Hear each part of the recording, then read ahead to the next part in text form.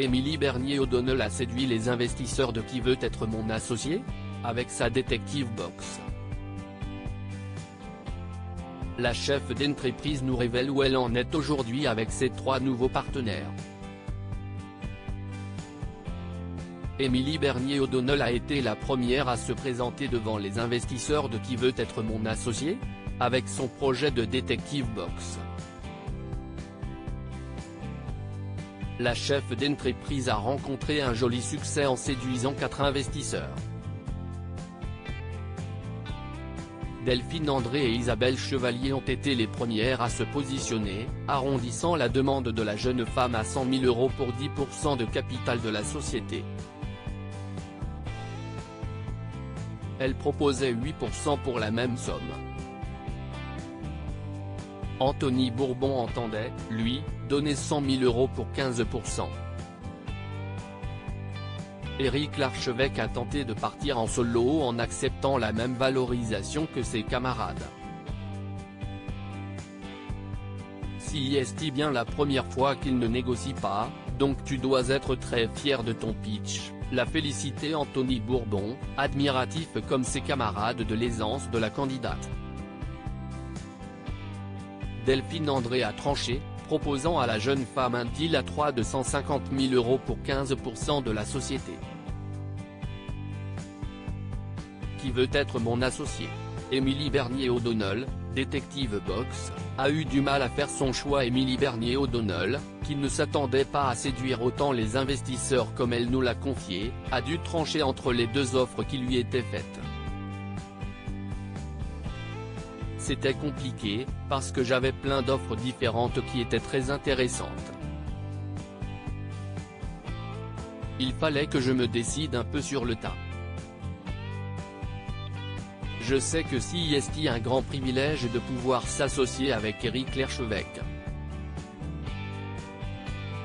Dire non à Éric Larchevêque c'était très dur mentalement, a-t-elle constaté avec le recul.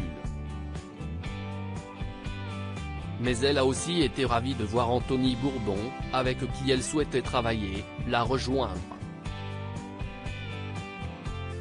J'ai pu la voir sur ce deal-là, c'était la bonne opportunité, nous a-t-elle révélé.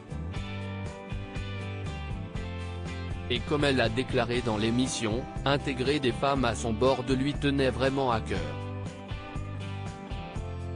Avant de faire l'émission, j'ai dû parler à une centaine d'investisseurs. Je n'ai pas pu parler à une seule femme. 0. Ce n'est pas une exagération.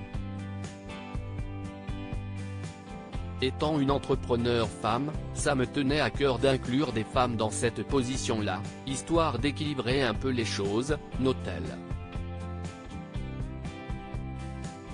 Detective Box, où en est la levée de fonds aujourd'hui ?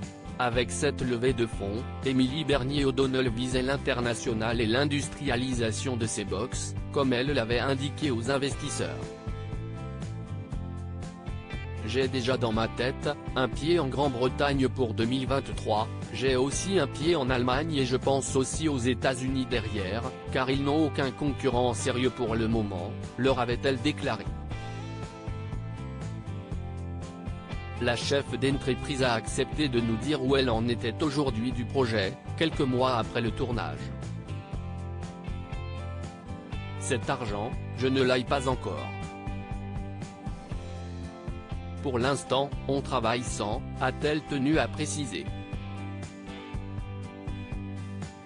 Quand si ça se fait, on est en discussion peut-être sur un deal pour une levée plus haute que celle pour laquelle on s'était mis d'accord en plateau, nous a-t-elle révélé. Le succès de son projet n'y est pas pour rien. Vu qu'on a fait une très belle saison de Noël sans la levée de Qui veut être mon associé ?